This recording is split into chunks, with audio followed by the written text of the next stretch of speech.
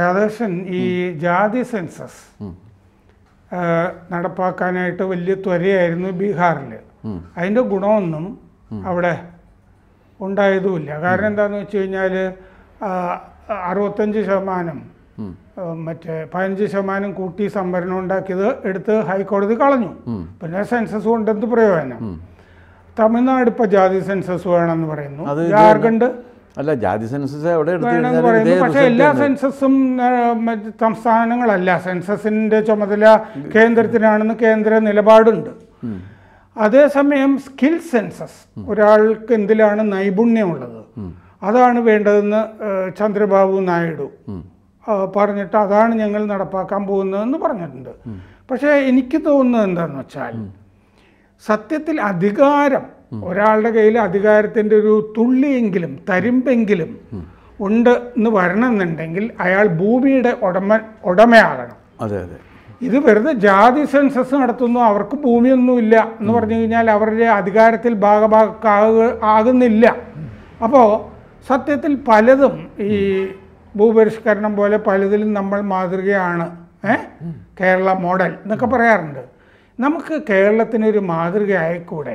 ഇവിടെ ആരാണ് ഭൂ ഉടമകൾ എന്നൊരു സെൻസസ് ഇവിടെ നടത്തിക്കൂടെ? അല്ല, അത് മാത്രമല്ല, ഒരു കാര്യമുള്ളത്, ഭൂമിയുടെ ഈ അധികാര കൈമാറ്റത്തിൻ്റെ ചരിത്രം കേരളത്തിൽ എഴുതപ്പെടുന്നില്ല എന്നുള്ളൊരു കാര്യം കൂടി. അത് തീരെയില്ല. അത് ആ ഏരിയയിലേക്ക് ഇവർ ഒരു ചരിത്ര ഉദാഹരണത്തിന് അത് പറഞ്ഞപ്പോഴാണ് ഞാൻ ഓർത്തത്. ജോസഫ് താരമംഗലം എന്ന് പറഞ്ഞൊരാൾ സ്റ്റാൻഫോർഡ് യൂണിവേഴ്സിറ്റിയിൽ ഉള്ള ഡോക്ടറേറ്റ് പ്രബന്ധം അദ്ദേഹം പ്രസിദ്ധീകരിച്ചിട്ടുണ്ട്, ഈ ഇവിടുത്തെ കാർഷിക രംഗങ്ങളിലെ എന്നൊക്കെ പറഞ്ഞിട്ട്.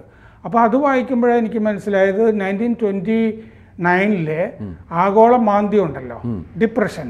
ആ ആഗോള മാന്ദ്യക്കാലത്ത് ഈ മധ്യ തിരുവിതാംകൂറിലെ നായന്മാര്, പ്രത്യേകിച്ച് വൈക്കം പോലൊരു സ്ഥലത്തൊക്കെ, അവര് ഈ ക്രിസ്ത്യാനികളുടെ ഈ ബ്ലേഡ് പരിപാടിയില്ലേ, ഇതിൽ കൊണ്ടുപോയി ഭൂമിയൊക്കെ പ്ലഡ്ജ് ചെയ്തു. അങ്ങനെ പിന്നെ അവർക്ക് തിരിച്ചു കിട്ടുന്നില്ല. തിരിച്ചിട്ടാണ്, കാരണം ഡിപ്രഷൻ അല്ലേ. അവരുടെ കയ്യിൽ ഭൂമി ഉണ്ടായിരുന്നു, ഇവരുടെ കയ്യിൽ പണമോ ബ്ലേഡ് കമ്പനിയോ ഒക്കെ ഉണ്ടായിരുന്നു, അവിടെ കൊണ്ടുവച്ചു. ഇങ്ങനെ പോയി. ഇങ്ങനെ വൈക്കത്തെ നായന്മാരൊക്കെ ഈ ദരിദ്രരായതിൻ്റെ ഒരു ഉപോൽപ്പന്നമായിട്ടാണ് പി കൃഷ്ണപിള്ള വിപ്ലവകാരിയാകുന്നത് എന്നൊരു തിയറിയുണ്ട്. അല്ല, ഇതിലൊരു കാര്യമുള്ളത്, ഭൂമി ആദ്യം നമ്മളെടുത്തു കഴിഞ്ഞാൽ ഇതിൻ്റെ ആധാരമൊക്കെ എടുത്ത് നോക്കിക്കഴിഞ്ഞാൽ പറയാം, ഇത് ദേവസ്വമായിരുന്നു, ബ്രഹ്മസ്വമായിരുന്നു. ബ്രഹ്മസ്വം പിന്നെ ദേവസ്വമായി. ദേവസ്വത്തിൻ്റെ ഭൂമിയാണ് പിന്നീട് വിവിധ തലങ്ങളിലേക്ക് പോകുന്നത്. അപ്പോൾ എപ്പോഴും ഈ അവസ്ഥയിൽ പോലും ഭൂമിയുടെ മേലുള്ള അധികാരം, ആ അധികാരം തന്നെയാണ് കേരളത്തിൽ ഇന്നും സാമ്പത്തിക അധികാരത്തിൻ്റെയും സാമൂഹികമായ അംഗീകാരാധികാരത്തിൻ്റെയും ഒക്കെ അടിസ്ഥാന രേഖ. ഇപ്പോൾ നമ്മൾ ദളിതൻ എന്ന് വിശേഷിപ്പിക്കുകയും ആ ദളിതരുടെ അവകാശങ്ങൾക്ക് വേണ്ടി അക്ഷീണം പടപൊരുതുകയും ചെയ്യുന്ന ഇന്ത്യൻ നാഷണൽ കോൺഗ്രസിൻ്റെ ഇപ്പോഴത്തെ പ്രസിഡന്റ് ഖാർഗെ, അദ്ദേഹത്തിന് 5000 ഏക്കറിലേറെ ഭൂമി സ്വന്തമായിട്ടുണ്ട് എന്നാണ് പറയപ്പെടുന്നത്. ചിലപ്പോൾ 5000 കുറച്ച് കൂടുതലാണെങ്കിലും അതിൽ കുറച്ച് കുറയാമെന്നല്ലാതെ അദ്ദേഹത്തിന് ഒരുപാട് ഭൂമിയുണ്ട്. അപ്പോൾ ഭൂമിയുടെ മേലുള്ള അവകാശം കേരളത്തിൽ ഇന്ന്, ഭൂമിയുടെ മേൽ ആർക്കാണ് അവകാശം, ആർക്കാണ് അധികാരമുള്ളത്? അത് സാമ്പത്തിക സെൻസസിൻ്റെയും കൂടി ഒരു അടിസ്ഥാന ഘടകമാണ്. വാസ്തവമാണ്. ആരാണ് പിന്നോക്കം എന്നറിയാൻ പറ്റും. ആരാണ് പിന്നാക്കം എന്നറിയണം. ഏതെങ്കിലും ഒക്കെ മതത്തിലോ സമുദായത്തിലോ ക്രീമിലെയറുണ്ടെങ്കിൽ അറിയാൻ പറ്റണം എന്നുണ്ടെങ്കിൽ. പിന്നെ വേറൊരു കാര്യമുണ്ട്, കേരളത്തിലെ സമ്പന്നരുടെ പട്ടിക കിട്ടിപ്പോൾ അവൈലബിൾ ആണല്ലോ, ലഭ്യമാണല്ലോ. ആ സമ്പന്നരുടെ പട്ടിക എടുക്കുക. ഒപ്പം കേരളത്തിലെ വീടുകളുടെ അളവ് എടുക്കുക. 3000-ഉം 2000-ഉം 3000-ഉം 4000-ഉം 5000-ഉം 6000-ഉം ഒക്കെ സ്ക്വയർ ചതുരശ്ര അടി വരുന്ന വീടുകളുടെ സെൻസസ് എടുക്കട്ടെ. ബാങ്ക് നിക്ഷേപങ്ങളുള്ളവരുടെ സെൻസസ് എടുക്കട്ടെ. സാമ്പത്തിക അധികാരം കൈകാര്യം ചെയ്യുന്നവരുടെ സെൻസസ് എടുക്കട്ടെ. രാഷ്ട്രീയ അധികാരം കൈകാര്യം ചെയ്യുന്നവരുടെ സെൻസസ് എടുക്കട്ടെ. ഇതൊക്കെ വേണമല്ലോ. നമ്മൾ സമൂഹത്തിൽ ജാതി സെൻസസ് എന്തിനായിരുന്നു? സമൂഹത്തിൽ ഇക്വാലിറ്റി വളർത്തുന്നതിന് വേണ്ടിയിട്ടാണെന്നാണ് ഇവർ അവകാശപ്പെട്ടത്. ആ സമൂഹത്തിൽ തുല്യത വരുത്തുന്നതിന് വേണ്ടിയാണെങ്കിൽ ജാതി സെൻസസ് അല്ല വേണ്ടത്. സാമ്പത്തിക അധികാരം ആരുടെ കയ്യിലിരിക്കുന്നു, രാഷ്ട്രീയ അധികാരം ആരുടെ കയ്യിലിരിക്കുന്നു, ഇവിടുത്തെ വിദ്യാഭ്യാസ രംഗത്തുള്ള ആധിപത്യം ആർക്കാണുള്ളത്, ഇതൊക്കെയല്ലേ എടുക്കേണ്ടത്. ഇതൊക്കെ എടുത്തു കഴിഞ്ഞാൽ അറിയാൻ പറ്റുമല്ലോ ആർക്ക് എന്തൊക്കെയുണ്ടെന്നുള്ള കാര്യം. ഇപ്പോൾ സ്കിൽ സെൻസസ് എന്ന് പറഞ്ഞത് ശരിയാണ്. ഒരു രാജ്യത്ത് ആർക്കൊക്കെ ആ ഒരു സംസ്ഥാനത്ത് എത്ര പേർക്ക് ഏതെല്ലാം കാര്യങ്ങൾ ചെയ്യാൻ കഴിയും എന്നുള്ള കാര്യം അറിയാമെന്നുണ്ടെങ്കിൽ അതാത് സ്കില്ലുള്ളവർക്ക് വേണ്ട വികസനം കൊടുക്കുന്നതിനുള്ള നയപരിപാടികൾ സംസ്ഥാനങ്ങൾക്ക് ആവിഷ്കരിക്കാൻ പറ്റും. അതാണ് ഇദ്ദേഹം പറയുന്നത്. അപ്പോൾ ജാതി സെൻസസിനേക്കാളൊക്കെ വളരെ പ്രധാനപ്പെട്ട ഒന്നാണ്. മുൻപ് കുലത്തൊഴിലായിരുന്നു, ഇപ്പോൾ കുലത്തൊഴിലില്ല. തൊഴിലെല്ലാവരും ചെയ്യണം എന്ന് മാത്രമല്ല. ഇപ്പോൾ ഒരു ഉദാഹരണം എടുക്കാം. ഇപ്പോൾ മീൻപിടുത്തം കുലത്തൊഴിലായിട്ടുള്ളത് ധീവരം മുക്കുവന്മാരുടെയാണ്. പക്ഷേ ഇന്ന് മീൻപിടുത്തത്തിൻ്റെ ആധിപത്യം ആരുടെ കയ്യിലിരിക്കുന്നു? അതെ അതെ, ആ ചോദ്യമില്ലേ. സ്വർണ്ണപ്പണിക്കാർ ഇവിടുത്തെ തട്ടാന്മാരായിരുന്നു. പക്ഷേ സ്വർണ്ണക്കച്ചവടത്തിൻ്റെ ആധിപത്യം ആരുടെ കയ്യിലിരിക്കുന്നു? ഇങ്ങനെ ഓരോ രംഗത്തും എടുത്തു നോക്ക്. അപ്പോൾ ഈ രംഗങ്ങളിലെല്ലാമുള്ള ആധിപത്യത്തിൻ്റെ ഒരു സെൻസസ് എടുക്കട്ടെ. ആ സെൻസസ് പുറത്തു വരട്ടെ. പുറത്തു വരുമ്പോൾ നമുക്കറിയാൻ പറ്റുമല്ലോ. അതപ്പോൾ കേന്ദ്രത്തിന് ചെയ്യാമല്ലോ. ആരെങ്കിലും ചെയ്യട്ടെ, ആര് ചെയ്താലും മതി, അത് വരട്ടെ പുറത്ത്. അപ്പോൾ ആരുടെ എല്ലാം കയ്യിലാണ് ഇരിക്കുന്നത്, ആരൊക്കെ എന്തൊക്കെ ചെയ്യുന്നുണ്ട്. ജാതി സെൻസസ് ഇപ്പോൾ എടുത്തിട്ട് എന്താ കാര്യമുള്ളത്? എത്ര എടുത്തു കഴിഞ്ഞാലും 50% അപ്പുറത്തേക്ക് പോകാനായിട്ട് കോടതി സമ്മതിക്കില്ല, ഭരണഘടനയും സമ്മതിക്കുന്നില്ല. പിന്നെ എന്തു ചെയ്യും? അപ്പോൾ ഭരണഘടനയാണെങ്കിൽ അടിസ്ഥാന പ്രമാണത്തിൽ മാറ്റം വരുത്താൻ പാടില്ലല്ലോ, പറ്റില്ലല്ലോ.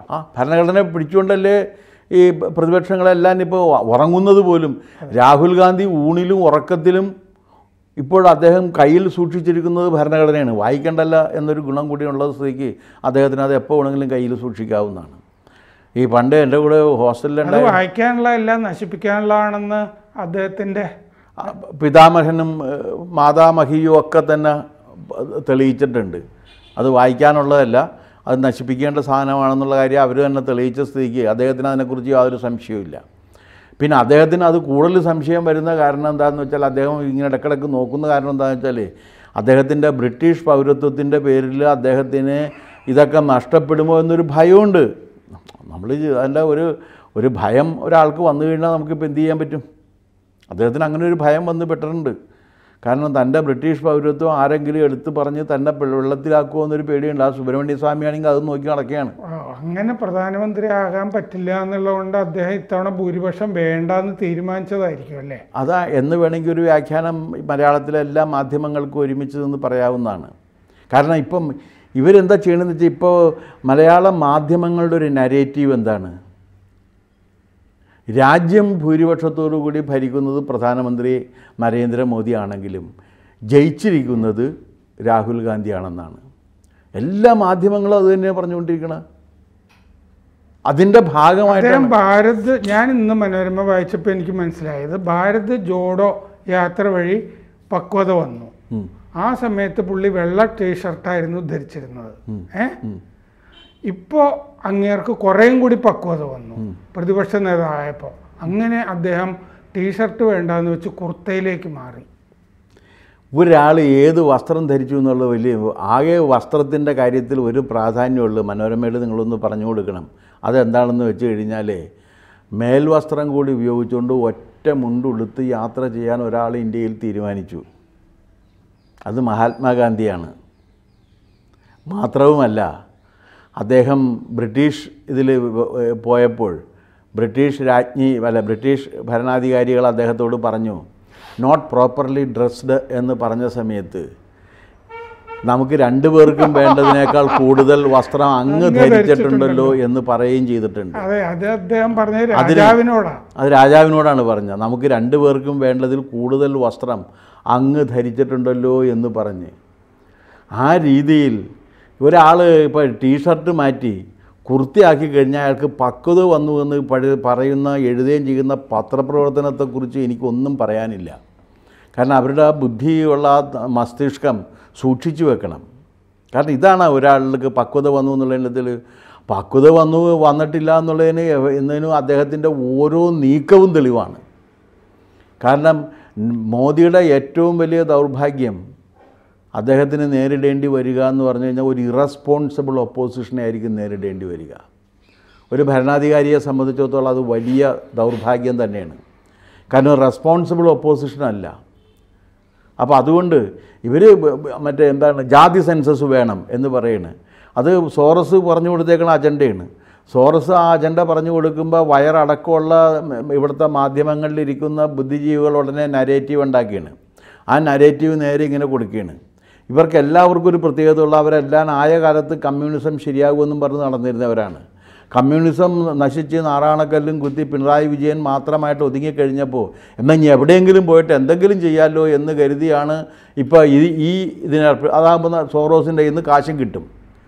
സോറോസിൻ്റെ കയ്യിൽ നിന്ന് കാശ് വാങ്ങിക്കുന്ന മലയാളത്തിലെ മാധ്യമപ്രവർത്തകരുണ്ട് എന്നാണ് പറയപ്പെടുന്നത്.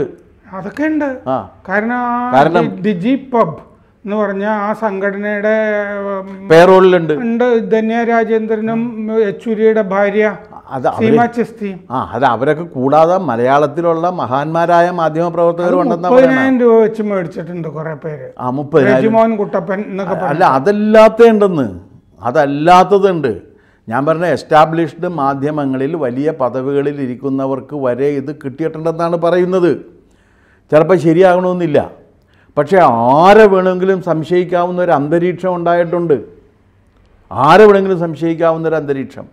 അപ്പോൾ അതുകൊണ്ടാണ് ഇവർ ജാതി സെൻസസ് എടുത്തതിൻ്റെ സ്വറാസിനെ സംബന്ധിച്ചിടത്തോളം സോറോസും സോണിയാഗാന്ധിയുടെ കുടുംബവും വലിയ അടുപ്പമുള്ള ആളുകളാണ്. അവർ ബന്ധുക്കളല്ലേ? ബി.കെ. നെഹ്റുവിന്റെ കുടുംബത്തിൽപ്പെട്ടവർ. അതെ, അവർ അതായത് ബി.കെ. നെഹ്റുവിൻ്റെ ഭാര്യ സ്വറാസിൻ്റെ വല്യമ്മ.